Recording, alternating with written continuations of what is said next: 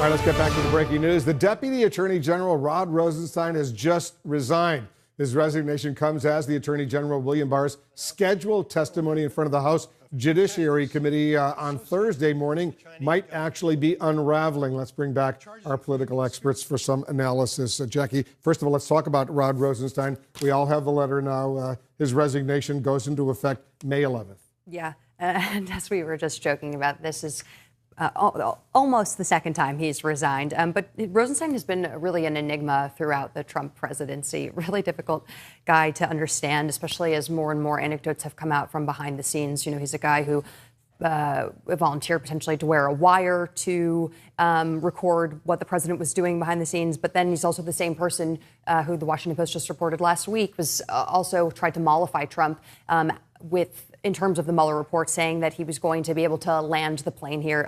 The line that really stands out to me here is him quoting John Ashcroft for, overseeing a professional Justice Department free from politics, right? This comes right after Trump called the FBI scum on Saturday. Dirty so, cops.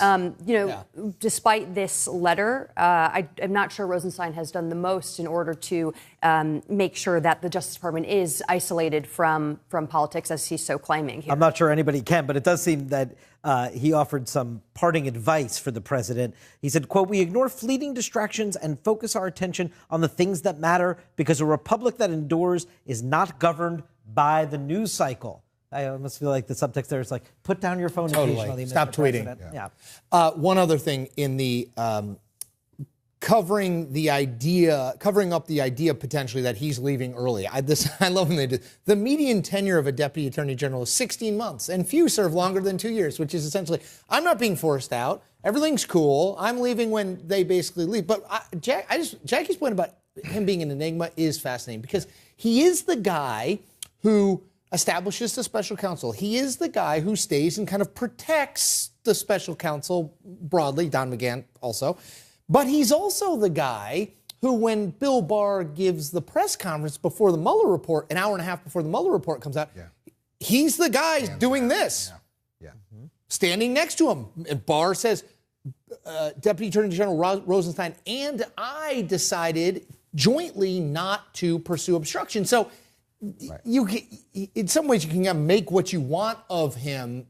You can make him a hero or a devil either way in this story. But he's one thing you can't dispute. He's absolutely at the center of this. And now that it's concluded, at least that part of it, he's leaving. This is not hugely surprising. Let's not forget, he was often either directly or indirectly attacked by the president. Yeah, I agree, though, with Chris. He's either a hero or a goat, depending on what you look at. The tone of this letter is so lofty and opaque as to be almost absurd, Wolf. So let's just talk about two things. One, in terms of what you just said, right, the special counsel was allowed to complete his work, and Rod Rosenstein had a role in that. So perhaps he did play a key role in having justice brought out at least that far. On the other hand, the way he handled Wolf, the firing of Jim Comey, authoring the May 9th memo that gave Hillary Clinton as a plausible reason why Jim Comey should be let go by a Republican president. I think he got rolled by the Trump White House. I don't know any other way to see it. By the president himself. I don't know any other way to see it. So again, hero or goat, I don't know. The thing about him is he's so central, and yet we don't really, and there's been so much reporting about him, but he doesn't, with the exception of the speech last week, he doesn't talk publicly all that much.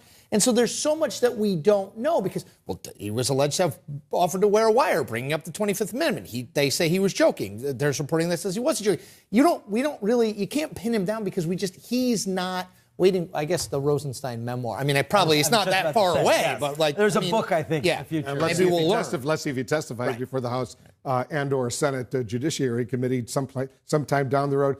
Speaking of testimony before the House Judiciary Committee, you just heard Congressman Steve Cohen say that the Attorney General might be chicken to go before the committee on Thursday because staff lawyers will be asking some questions. Right. Of the things that are going to scare Bill Barr, I don't think Steve Cohen's comments are the ones to do it, calling him out in chicken and getting in a name-calling contest.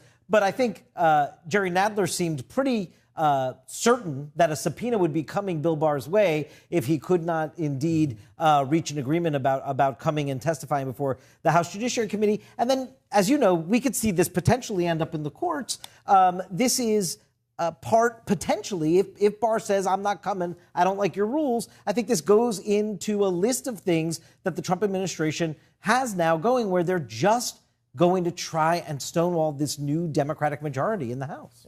Yeah, and I think, what is so fascinating to me also about Rosenstein's exit is that speech that he gave last week to the Police Association in New York, which really, he sort of unleashed this Pandora's box, begging Democrats to subpoena everyone involved with the Mueller report after he said it was just the tip of the iceberg in terms of Russian interference, which should really be the priority for most of the federal government going into 2020. Which Steve Cohen noted in that in your interview with him. Exactly. And so I sort of feel like this is, the Trump administration almost double dog daring Congress to continue to call them in. But, there is really little incentive, I think, for the White House to cooperate here after the Mueller report's already been rolled out and they've already shown their appearances of cooperation. We're going to have a lot more on all of this. Everybody stand by.